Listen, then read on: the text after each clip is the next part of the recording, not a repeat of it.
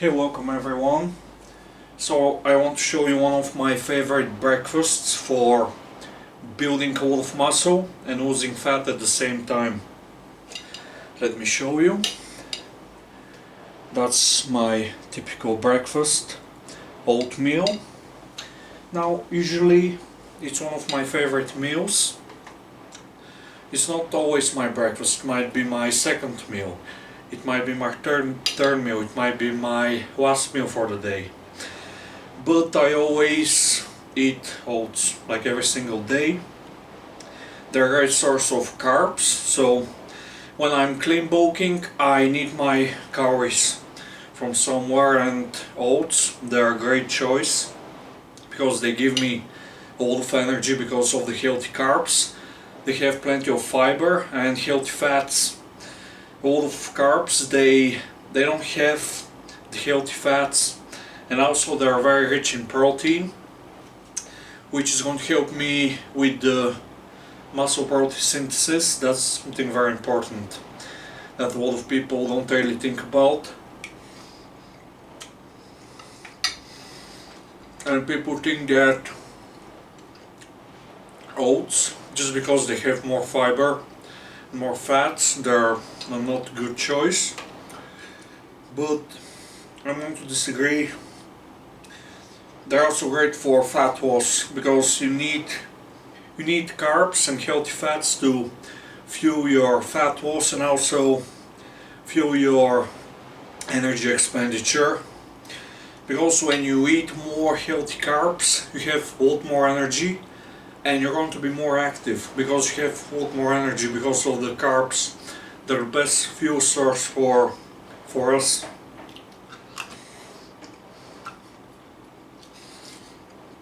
Also, I always like to include milk. It's the low fat milk, 1.5% fat, meaning it has 1.5 grams of fats per 100 milliliters.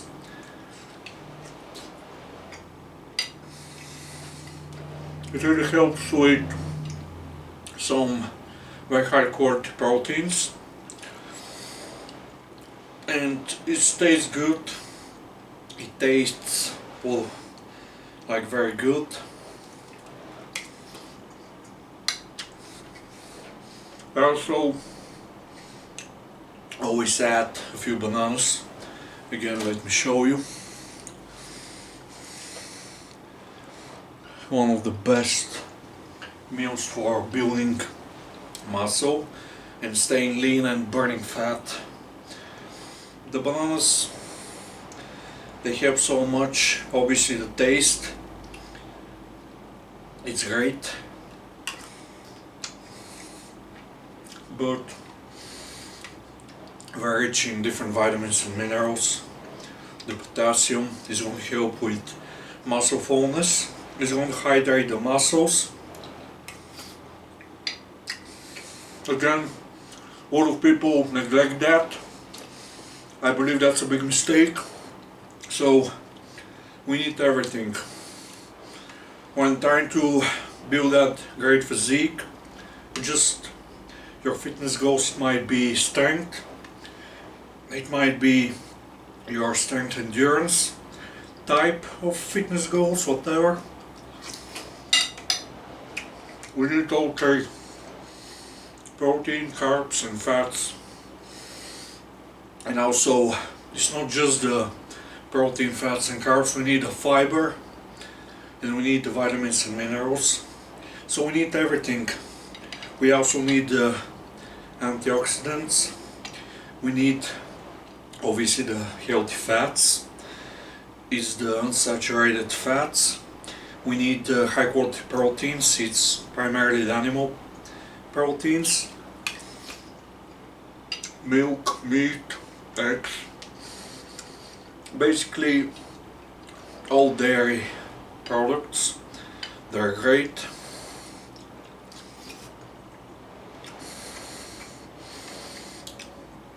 Vegan diets, they're not very optimal for muscle growth. Plus the plant-based proteins, not very high quality. they're kind of inferior compared to the animal proteins because of the incomplete proteins, meaning they don't have all of the essential amino acids. So that's why they're not the best for muscle building.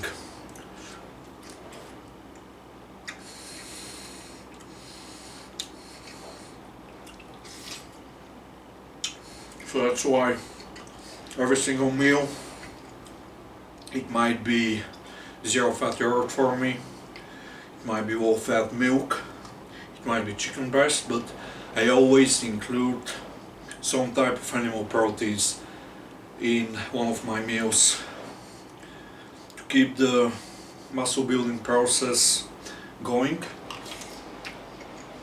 Always. Also today I'm training biceps. I'm going to show you some of my workout.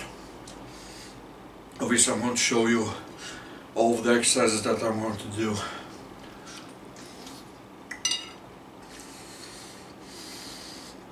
All of the exercises.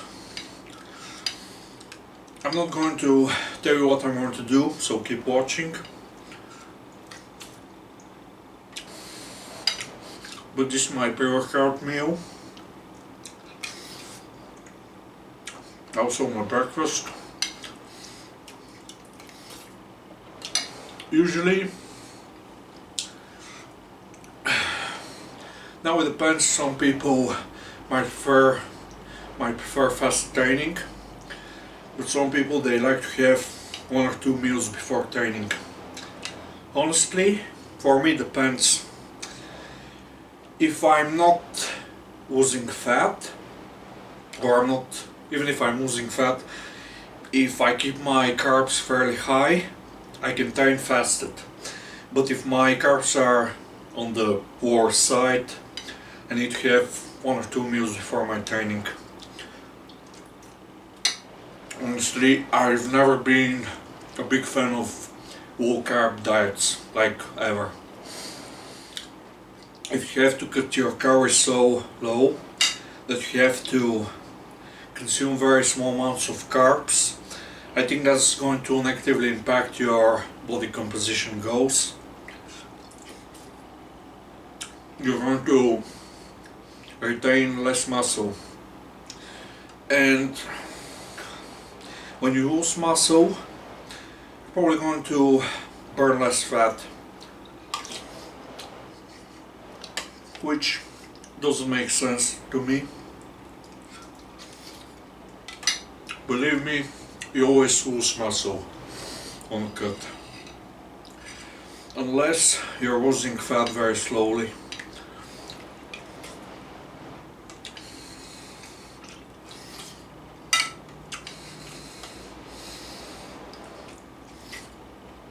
Okay, finish with my meal. Second meal is going to be the same, post-workout. Let me show you what I love to drink. Calorie free, always. Every single day I can live without it. Every single day. And it helps with just feeling full. For most people, it's going to reduce the amount of calories that they're consuming. So this is a great choice. It has no calories. It has some caffeine, so it's going to give you some energy. So I want to recommend consume that. Let's say that you sleep 8 hours. So when you remove 8 hours from 24 hours, you have 16 hours. I would say 8 to 10 hours before sleep, stop consuming any caffeine drinks. But this is a great choice, doesn't really have that much. It has plenty to give you some energy, but not too much to actually keep you awake at night. obviously unless you consume large amounts, which I do, but I'm used to that.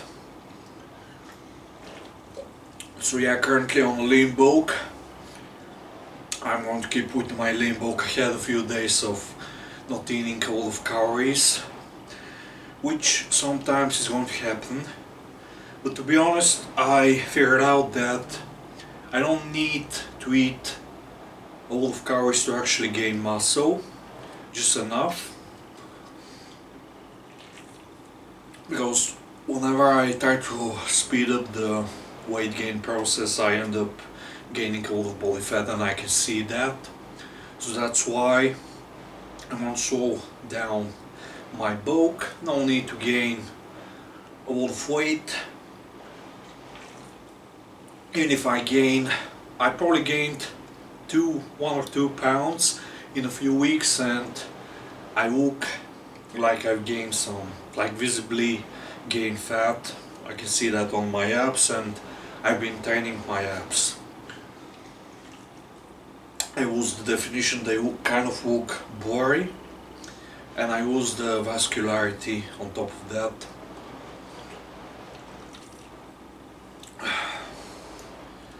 A lot of people, they like to consume a lot of caffeine pre-workout. I would say don't get used to these pre-workout products, because you end up kind of lazy if you don't take them.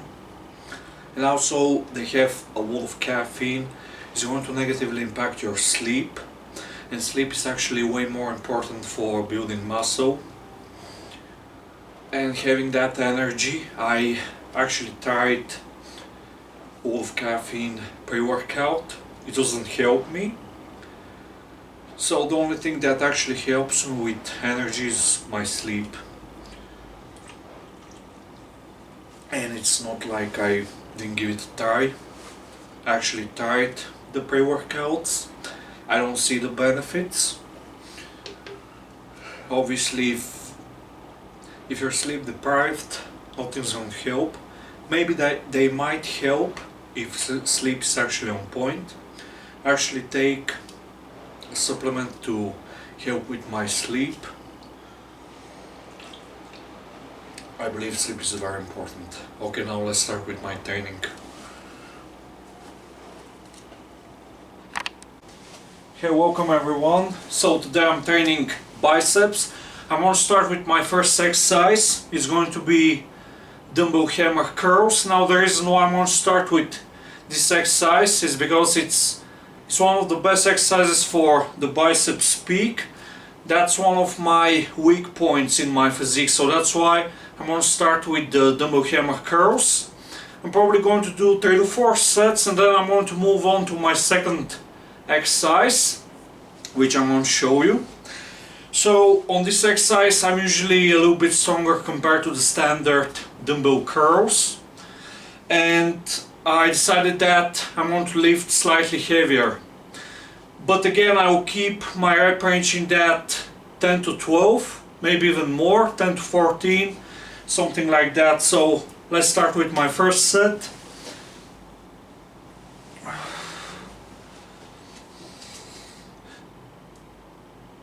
It's very important to perform the exercise with very good form and full range of motion. Like, look at the way I'm performing the exercise and just try to copy. Just try to do the same form. Because a lot of people, they just try to lift heavy and they use bad form, and you're not really working the biceps. When you use very bad form, you're not really working the biceps. You involve a lot more shoulder, and you actually shortchange your biceps development. So that's why I'm going to recommend, like all the time, do the 4-inch motion and keep the form perfect. Even if you have to lower the weight, that's actually way better for muscle stimulation compared to using a heavier weight with bad form. So the range of motion with less weight and perfect form is way better compared to the heavier weight doing partials using bad form. So keep that in mind. Second set. Now, before each set I want to give you some tips. I see a lot of people, I always talk about using perfect form to really stimulate a lot of muscle growth, and a lot of people, they don't get it, and obviously that's ego lifting is a big mistake because it doesn't really work. It leads to a lot of injuries. So I get it when everyone's pushing progressive overload, adding weight every week, every workout. You tend to sacrifice good form in favor of lifting more weight. But keep in mind, lifting more weight with bad form is not going to lead to more muscle growth. And progressive overload is not really that magical. Right? Progressive overload is for lazy people. It's for lazy people that have no idea how hard they're actually training. Like if they're actually taking the sets close to failure or to failure. So yeah, obviously you might have to use a certain weight for many workouts, and that's not a bad thing. Just because you're not adding weight on every workout, that doesn't mean that you're not growing. I'm going to explain that. Just keep watching. It's not the progressive overload. It's actually training very close to failure that's going to cause that muscle growth. It's not the progressive overload. Progressive overload is only required for people that are not training hard enough. Meaning, let's say that they use a certain weight, that they do 5 sets of 10 reps. Yes, but with that weight they can do 10 more reps. So they have to add weight every week until they reach that point where they're actually challenged in some way that's going to make the muscles grow. Second exercise, again for biceps. This time again it's going to be with dumbbells, but it's going to be the standard dumbbell curl. Now for biceps I would say you need more than one exercise. For the bigger peak, obviously you need to be doing the hammer curls, but you also need to be doing the standard dumbbell curl where your hand is supinated. Alright, that's very important.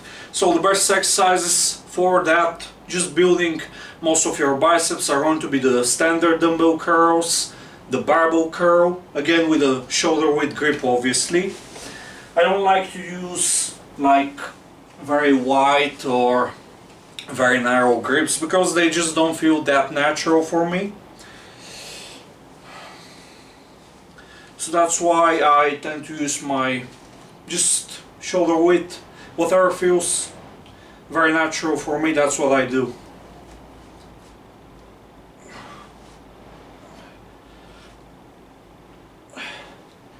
A little bit of shoulder flexion is fine, as long as you keep your elbows in a fixed position. A little bit of movement, again, I told you it's fine, but not excessive use of your shoulders.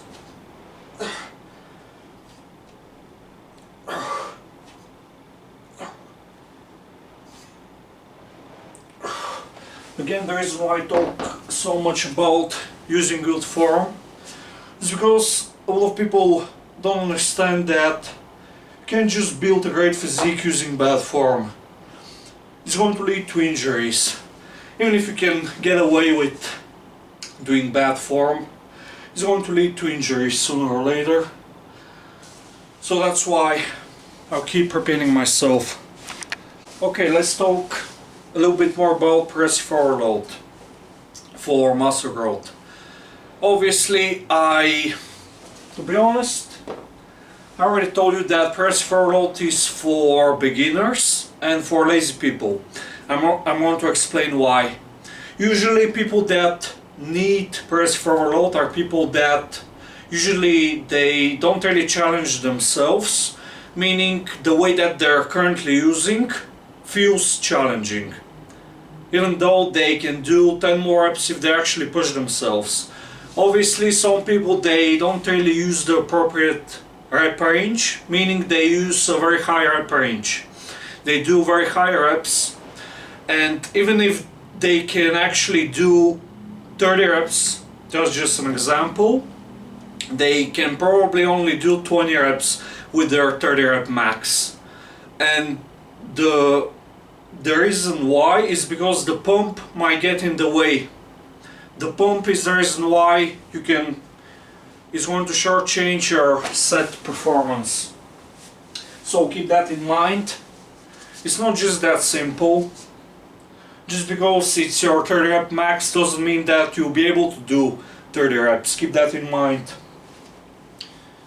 So the closer you are to your 1 rep max, that's usually more realistic. That's how you actually can judge your true 10 rep max. Again, just an example. Okay, next set. Notice how I'm keeping my elbows in the same position, so there's not a lot of shoulder involvement.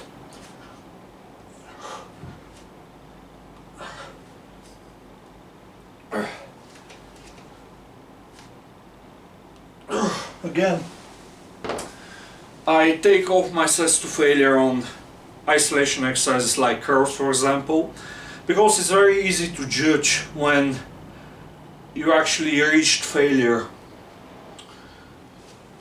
because you just won't be able to complete the rep, you won't be able to get so far like up here.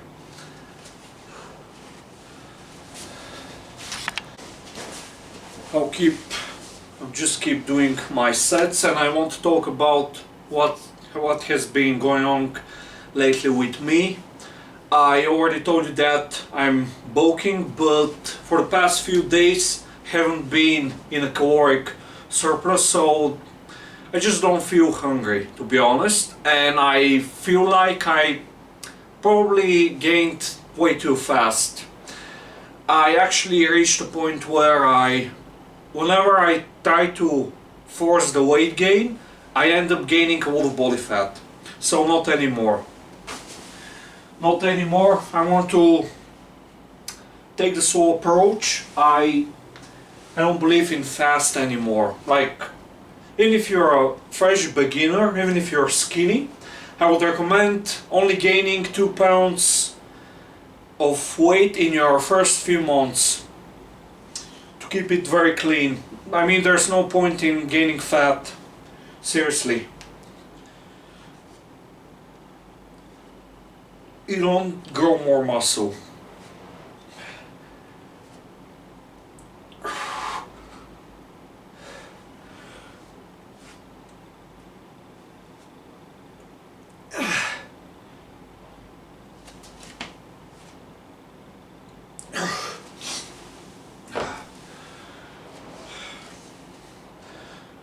Just because you're eating more calories doesn't mean that you're going to gain more muscle, keep that in mind.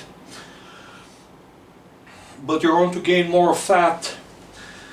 Keep in mind, if you don't know that, but your body is capable of only building so much muscle in a single day. It's going to be a few grams of muscle gain. So it's certainly not worth gaining too much weight fast. Like, your weight has to slowly go up, but over time, like years. You're not going to see faster gains, keep that in mind. Okay, just finished with my biceps workout. Now I'm not going to eat my post-workout meal immediately.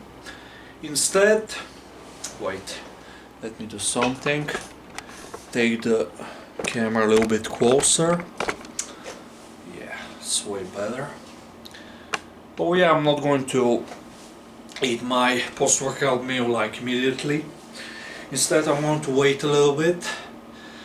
So yeah, let's talk about what my plan is going to be.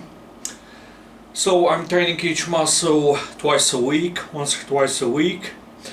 I believe that's plenty because I'm doing like 10 sets on average, but it might seem like low volume, but I'm training very hard, so that's not low volume at all. It's a low volume for someone lazy. I mean, if you actually watched my workout, I told you that I don't believe in progressive overload. I mean, a little bit yes, but on certain exercises, and I can explain. But for most, like 90%, it's useless, and 10% I can see the benefits. So let me explain. So on the bench press, it's not really progressive overload by just adding weight when I actually see a decline in reps, but instead it feels like my muscles are getting used to the heavier weight, so this equals a little bit more muscle growth in theory, right? Again, it's just on paper, just my own theory, but I believe it because anytime I add some weight, right? Obviously, if I add 5 pounds, I probably lose like 1 rep. If I add 10 pounds, I might lose like 2 to 3 reps. Again, that's fine. But it feels heavy. I do less reps, but in a few weeks, I can actually feel the difference. And obviously, again, for most people, like I already explained, they're too lazy. You probably noticed that, the full belly. Well, I just ate so much oats.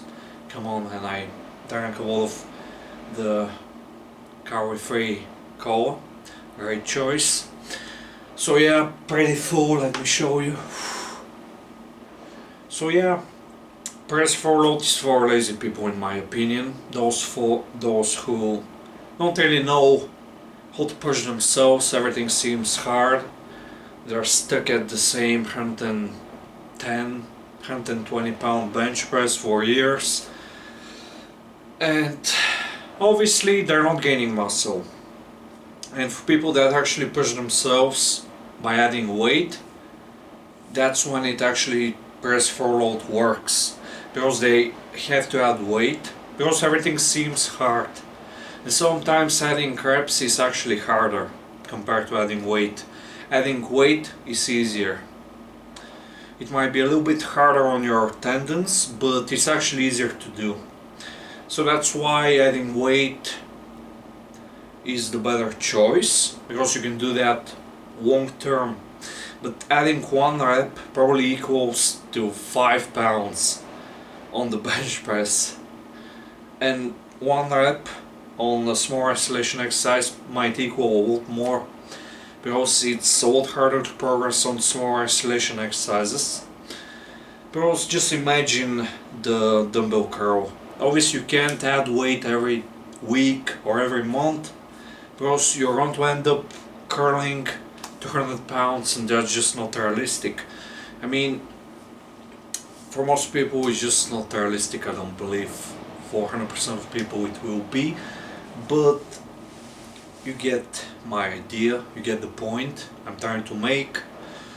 So yeah, I just don't really believe in press for load, but I believe in training hard, actually pushing yourself. So yeah, press for load is going to work for most people, they need it. But if you're actually training hard, you don't need the press for load like all the time. And again, I told you how I implement press for load myself on the bench press.